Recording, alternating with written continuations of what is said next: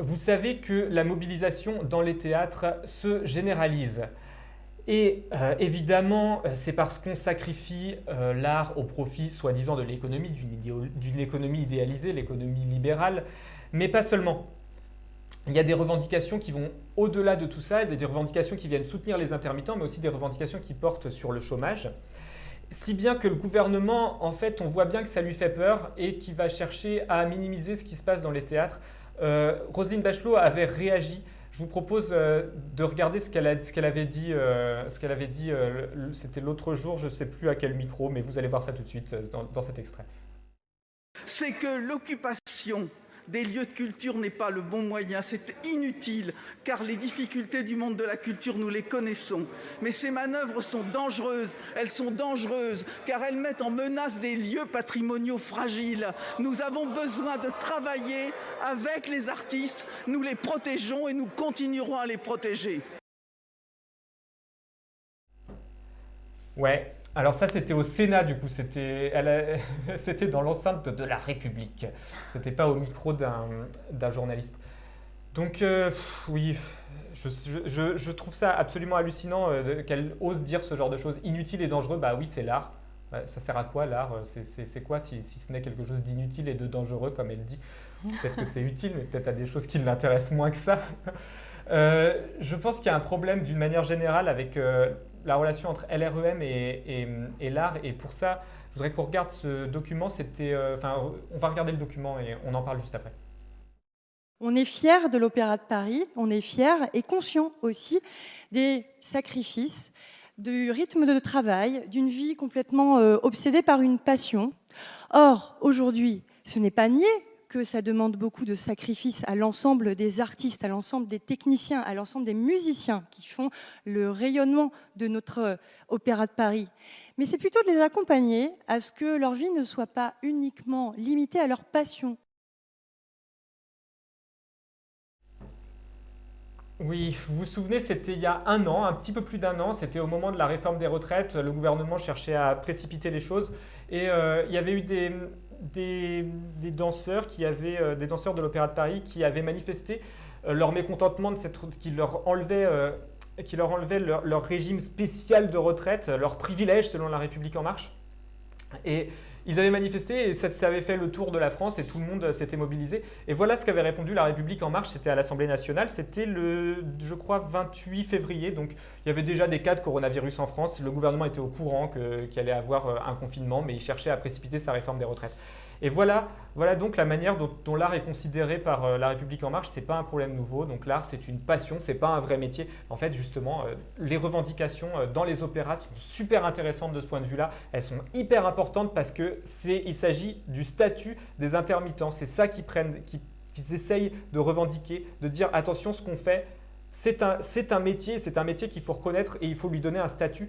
Et ils vont au-delà de ça, ils s'opposent à la réforme du chômage, réforme de la précarité, c'est-à-dire une réforme qui touche les plus précaires d'entre nous, qui finalement sont les plus visés par les réformes de Macron. Et donc, contre ça, tous les opéras sont mobilisés. Il y a aujourd'hui d'ores et déjà des universités où il y a eu des assemblées générales, il y a eu des manifestations de la part des étudiants. Et donc, il y a une mobilisation qui se crée parce qu'en fait, les oubliés de Macron dans cette crise du coronavirus, c'est qui? C'est les plus précaires. C'est ceux qui ont subi la flexibilité de Macron de plein fouet. Donc moi je trouve ça vraiment à la fois l'hypocrisie complète sur la culture de Macron, mais vraiment ce que je vois c'est les plus précaires qu'il faut défendre actuellement. Ouais.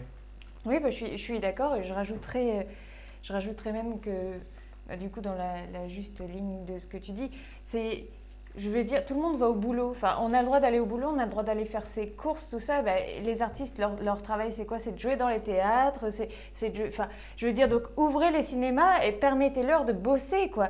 Et puis, moi, j'aimerais juste donner mon petit avis comme ça. Je pense que si le gouvernement Macron ne veut pas rouvrir les théâtres et les lieux où en fait on se rassemble, eh bien c'est pour une raison toute simple, c'est qu'il veut repousser il veut repousser le moment où en fait on va se rassembler et comme ça il peut faire passer ces petites lois là merdiques, ces petites lois islamophobes, de sécuritarisme, tout. Enfin, il peut faire passer ça sans qu'il y ait de grabuge dans la rue, sans qu'on se révolte. Comme ça, on reste bien chez soi, on va juste bosser, on va juste faire nos courses au supermarché et c'est tout. On se rejoint nulle part. Et je pense que c'est juste dans la juste ligne, voilà, il veut nous priver de liberté, il veut continuer sur ce chemin-là, alors qu'une étude en plus a prouvé que dans les théâtres et les cinémas, en plus ce qui semble complètement logique, mais enfin, il a fallu faire une étude pour prouver ça, mais bon, au moins c'est prouvé. Dans les théâtres, dans les cinémas, le virus circule beaucoup moins que dans les écoles, que dans les supermarchés, les centres commerciaux, puis les endroits où on va bosser, quoi, tout simplement. Donc je veux dire, bah oui, tu laisses les gens bosser, bah laisse les gens bosser aussi au théâtre. Et de toute façon, le virus, il circulera moins là-bas, donc je vois, enfin voilà. Oui, il faut rappeler que Bruno Le Maire disait que 97% de l'économie a repris normalement, donc il en était très fier, mais en fait les 3% restants, c'est quoi? C'est la restauration et les théâtres, en fait c'est les lieux qui sont vus comme optionnels pour le gouvernement. Je pense que c'est en effet un problème, c'est-à-dire que si on ferme le cinéma, si on ferme les théâtres, si on ferme les lieux culturels, si on ferme les lieux de vie, y compris ça inclut le PMU du coin où il y a des gens qui ont leurs relations sociales là-bas. Et c'est des endroits où on parle de politique et c'est des endroits où on se rassemble, tu as raison. Si on ferme tous ces lieux-là, c'est normal aussi de mettre en pause toutes les réformes sécuritaires qui sont des réformes ultra polémiques parce qu'on nous enlève la possibilité finalement de se révolter contre ça. On nous empêche de le faire. À l'époque, souvenez-vous, quand il y avait la réforme des retraites, il y avait de très grandes manifs et à ce moment-là, Macron a dû abandonner la réforme des retraites.